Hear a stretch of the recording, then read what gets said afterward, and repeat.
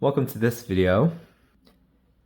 Here I'll be doing two problems that I found that I thought were pretty good problems that have to deal with properties of logs and just working with logs in general. Okay, so I thought these were good because it really tests if you're good with manipulating logarithms and using the different properties to try to simplify and all that. All right, so I found this problem in a sample AP pre-calc mock exam that I just found online. You can easily Google for it. So I just picked two of them that I found, or these two I thought were good problems. Okay, so this problem asks us to sort 1 through 4, these four values, from smallest to largest. Okay, so how do we go about doing that? Okay, so these are logs of all like different bases. So how can we simplify these to some like decimal value or some fraction value that, or even some integer value that we can compare between these four? All right, so let's go one by one. This is where you have to be very comfortable with your logs, properties of logs and all that. Okay, so for the very first one, by the way, there's lots of ways that you can solve this. I'm just going to do it how I think of it as I'm solving these live, okay? If that makes sense. I'm just basically solving these problems out loud and you can see how I approach them, okay? So I can already see that you can approach this multiple ways because if we ignore the square root of 3, the square root, and it's just 3, how do 3 and 9 relate? 9 to the half power is 3, so you can probably do something regarding that. Another way to do this is I could change the base of the log. I can make it log base 3 instead of log base 9. So that's how I'm going to approach this, but you can, if you're comfortable with manipulating this square root of 3 to make it in terms of 9 to some power, by all means go for it. Okay, but I'm going to do it by change of base. So I can change the base of this log. Remember how that formula works? I'm going to change to base 3.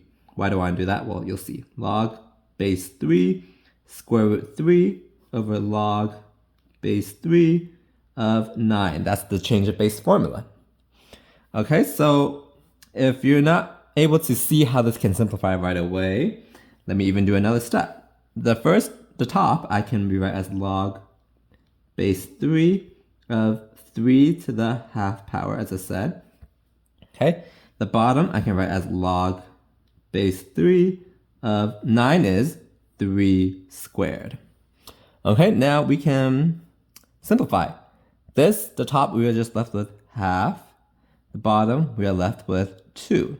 So we are left with a fourth as the final value for this first guy. Okay, so you got to be very comfortable with properties of logs, as I said. All right, this one is actually much easier. How can we simplify this?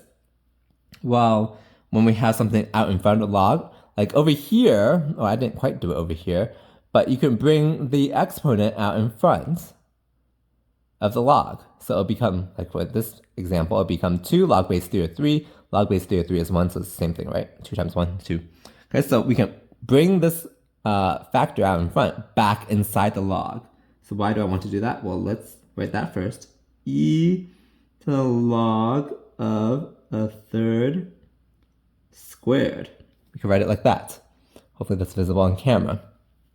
Okay, now these are inverses, so we are left with a third squared, which is a ninth.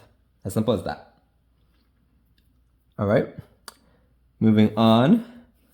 2 log base 4 of 1 over 32. Okay, so once again, there's multiple ways that you could probably do this. I immediately, when I see this, I see that, well, 32 is 2 to some power, 2 to the 5th actually. So 1 over 32 is 2 to negative 5 power. All right, and then log base 4, well, 4 is 2 squared. So again, I could use change of base formula. Okay, so if I do use the change of base, we keep the 2 out in front. That's totally fine. 2 times log base 2 of 1 over 32 over log base 2 of 4.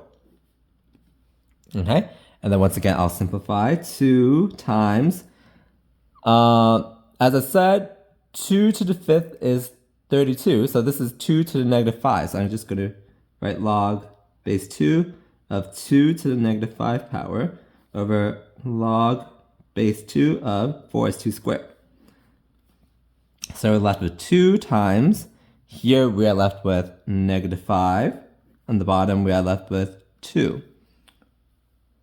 Okay, so our answer is negative 5.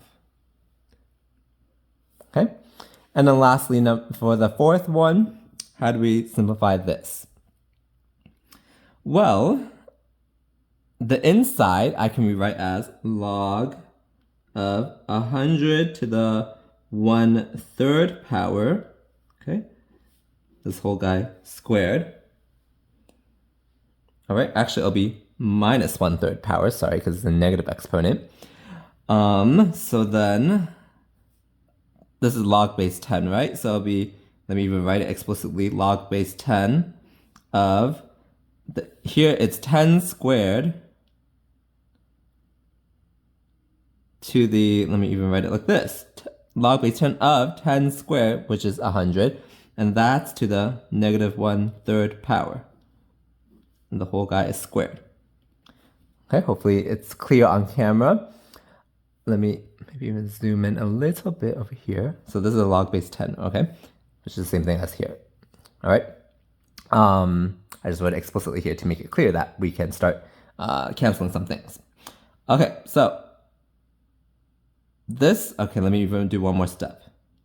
Log base 10 of, you can combine these two exponents together. It'll become 10 to the negative 2/3 power. Okay, so what does this, the inside simplify to? It becomes negative 2/3, and then we square that whole thing. So that is 4/9. All right, so let me zoom out a little bit again now. Okay, so how do we rank them? Well, clearly this is the negative term, so this is going to be smallest. Okay, and then we have a ninth. A ninth is smaller than a fourth, because this is like 0.111, something like that. This is 0.25, and this is clearly about more or less a little, almost half, because 4.5/9 would be half. Okay, so it'll be, this guy's the smallest, the third one, and then 2, and then 1, and then 4. Okay, so that's how I would solve this one. Again, there's probably lots of ways you can do it, but this is how I approach them. Okay, so lots of change of base, and just lots of, manipulating the inside of the log also. All right, and the other problem was, we're basically solving for the zeros of f. Okay, so find x for which f of x is equal to 0. Again, f of x is this. Okay, so once again, how do we approach this? Well, we want to set this equal to 0. That's what we're trying to solve for x. Okay, so what can I do here? Well, since this is about properties of logs, maybe let's combine these two logs. Remember how we do that? Log base 2, when you have a difference, it's the quotient of the insides, the argument. So it'll be x squared minus 6x minus 12 over minus 1 minus x. Okay, so that's here. What about minus 2? Well, I can rewrite that as, back as a log, minus log base 2 of 2.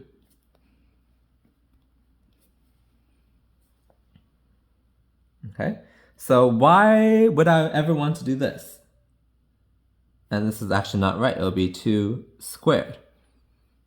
Okay, so why would I ever want to do this? Well, I can combine the two logs again and make one single log.